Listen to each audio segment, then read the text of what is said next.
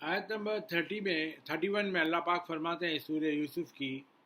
بس جب زلیخا نے ان کا مکارانہ باتیں سنی، یعنی وہ عورتوں کی باتیں سنی، زلیخا سب اس کو بدنام کر رہے سو، تو انہیں بلوا بھیجا، انہیں عورتوں کو بلائے اور ان کے لیے ایک مجلس، یعنی ایک مجلس سب کو بٹھائی، مجلس لگائی، پھر ان کے سامنے فروٹس رکھ دیے، پھل، اور ان میں سے ہر ایک کو ایک ایک چھری بھی دے دی، اور یوسف علیہ السلام سے درخواست کی کہ ذرا ان کے سامنے سے ہو کر نکل جاؤ تاکہ انہیں بھی میری کیفیت کی وجہ معلوم ہو جائے، یعنی تم لوگ جو بڑے بڑے باتاں کر رہے نا، ذرا اب بیٹھو پھلا اور چھری لے کے، اب تمہارے سامنے سے یوسف علیہ السلام کو بولے کہ ذرا ان لوگوں کے عورتوں کے سامنے سے چلے آؤ، تاکہ میرے کو جو ان کو دیکھ کے جو کیفیت ہوتی ہے تاکہ تم کو بھی اس کا مزہ معلوم ہو۔ جب انہوں نے یوسف علیہ السلام کے حسن زیبا، ان کی خوبصورتی کو دیکھا تو اس کے خوبصورتی کی بڑائی کرنے لگی، یعنی یوسف علیہ السلام کی خوبصورتی کی بڑائی کرنے لگی وہ عورتیں، اور وہ بے ہوش مدہوش ہو کے، مدہوشی کے عالم میں اتنے خوبصورت تھے انہیں کہ ان کو دیکھ کے مدہوش ہو گئے لوگ، مدہوشی کے عالم میں پھل کاٹنے کی بجائے اپنے ہاتھا کاٹ لیا، اور دیکھ لینے کے بعد یہ بے ساختہ بول اٹھی، وہ عورتیں بولی اللہ کی پناہ، یہ تو بشر نہیں ہے، یہ تو آدمی نہیں، یہ تو بس کوئی برگزیدہ فرشتہ ہے، یعنی عالم بالا سے اترا ہوا نور کا پیکر ہے، وہ بولی آسمان سے اترنے والا نور کا پیکر ہے، یہ تو آدمی تو نہیں ہوتا۔ آیت نمبر 32 میں اللہ پاک فرماتے ہیں زلیخا کی پلاننگ کامیاب ہو گئی، تب وہ بولی یہی وہ پیکر نور ہے جس کے بارے میں تم مجھے ملامت کرتی تھی، اور بے شک میں نے ہی اپنی خواہش کی شدت، یعنی آؤٹ آف کنٹرول ہو کے ان کو پھسلانے کی کوشش کی تھی، مگر وہ سراپا عصمت ہی رہا، یعنی وہ پاک رہا، سر سے لے کے پاؤں تک وہ پھسلانے میں نہیں آیا، پاک رہا،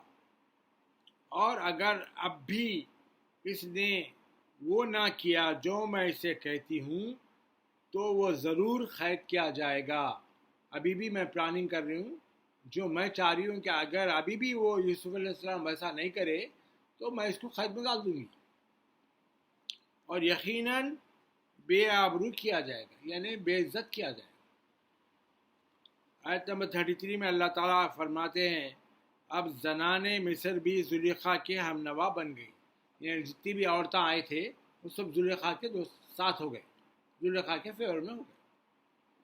یوسف علیہ السلام نے سب کی باتیں سن کے عرض کیا اے میرے رب، مجھے قید خانہ اس کام سے کہیں زیادہ اچھا ہے، یعنی یہ لوگ جو برے کام کی طرف مجھے بلا رہی ہیں،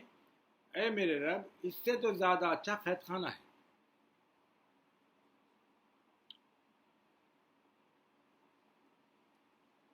جس کی طرف یہ مجھے بلاتی ہیں، اور اگر تو نے ان کی مکر کو مجھ سے نہ پھیرا تو میں ان کی باتوں کی طرف مائل ہو جاؤں گا، ان کا مکرو پن، ان کی مکاری اگر تو میری طرف سے نہیں ہٹائے گا تو کیا معلوم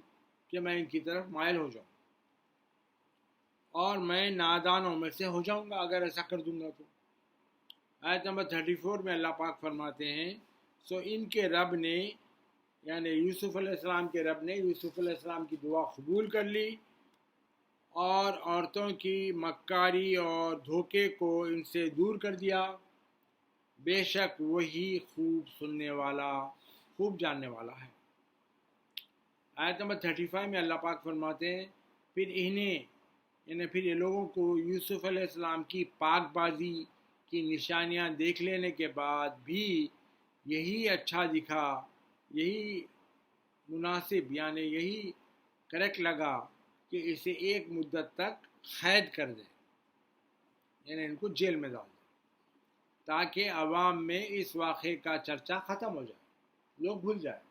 وہ پیریڈ تک ان کو جیل میں ڈال دیں۔ آیت نمبر 36 میں اللہ پاک فرماتے ہیں سورہ یوسف کی، اور ان کے ساتھ 2 جوان بھی قید خانے میں داخل ہوئے۔ ان میں سے ایک نے کہا،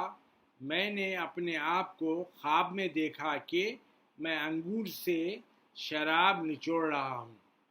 اور دوسرے نے کہا، میں نے اپنے آپ کو خواب میں دیکھا کہ میں اپنے سر پر روٹیاں اٹھائے ہوئے ہوں، اس میں سے پرندے کھا رہے ہیں۔ اے یوسف، ہمیں اس کی تعبیر بتائیے، بے شک ہم آپ کو نیک لوگوں میں سے دیکھ رہے ہیں۔ آیت نمبر 37 میں اللہ پاک فرماتے ہیں، یوسف علیہ السلام نے کہا، جو کھانا روز تمہیں کھلایا جاتا ہے وہ تمہارے پاس آنے بھی نہ پائے گا کہ میں تم دونوں کو اس خواب کی تعبیر تمہارے پاس آنے سے پہلے بتا دوں گا۔ یہ تعبیر ان علوم میں سے ہے جو میرے رب نے مجھے سکھایا ہے، بے شک میں نے اس قوم کا مذہب شروع ہی سے چھوڑ رکھا تھا۔ جو غلیظ لوگ تھے، جو بتوں کی پوجا کرتے تھے، ان لوگوں کا مذہب پیدا ہوا جب سے یوسف علیہ السلام کہہ رہے ہیں کہ میں شروع سے ہی چھوڑ رکھا تھا۔ جو اللہ پر ایمان نہیں لاتے اور آخرت کو بھی نہیں مانتے، وہ مذہب میں پہلے سے چھوڑ رکھا تھا۔ آیت نمبر 38 میں اللہ پاک فرماتے ہیں، اور میں نے یوسف علیہ السلام نے کہا، اور میں نے اپنے باپ دادا ابراہیم علیہ السلام، اسحاق علیہ السلام، یعقوب علیہ السلام کے دین کی پیروی کر رکھی ہے۔ ہمیں کوئی حق نہیں کہ ہم کسی چیز کو بھی اللہ کے ساتھ شریک کریں۔ یہ توحید ہم پر اور لوگوں پر اللہ کا خاص فضل ہے، لیکن اکثر لوگ اللہ کا شکر ادا نہیں کرتے، یوسف علیہ السلام نے کہا۔ پھر آیت نمبر 39 میں اللہ پاک فرماتے ہیں، اے میرے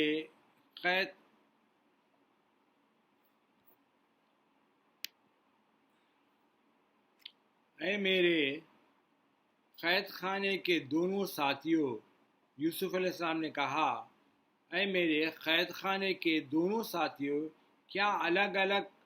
بہت سے معبود بہتر ہیں یا ایک اللہ سب پر غالب ہے؟ الگ الگ معبودہ بنا لے تو وہ اچھے ہے کیا ایک اللہ سب کے اوپر ہے وہ اچھا ہے؟ آیت نمبر 40 میں اللہ پاک فرماتے ہیں، یوسف علیہ السلام نے کہا، تم حقیقت میں اللہ کے سوا کسی کی عبادت نہیں کرتے ہو مگر چند ناموں کی جو خود تم نے اور تمہارے باپ دادا نے اپنے پاس رکھ لیے ہیں۔ یعنی تم وہ اللہ کی عبادت بھی کرتے ہو اور کچھ اور نام بھی ہے جو تم اور تمہارے باپ دادا ان کے پاس رکھ لیے تھے۔ اللہ نے ان کی کوئی سند نہیں اتاری، جو تمہارے پاس جو نام اللہ کے علاوہ ہے اس کا کوئی سرٹیفکیٹ نہیں، اللہ نے نہیں اتارا ایسا کچھ بھی۔ حکم کا اختیار صرف اللہ کو ہے، یعنی حکم جو ہے صرف اللہ دے سکتا ہے اور کوئی نہیں۔ اسی نے حکم فرمایا ہے کہ تم اللہ کے سوا کسی کی عبادت نہ کرو، یہی سیدھا راستہ ہے، کریکٹ دین ہے، یہی سچا دین ہے، لیکن اکثر لوگ نہیں جانتے۔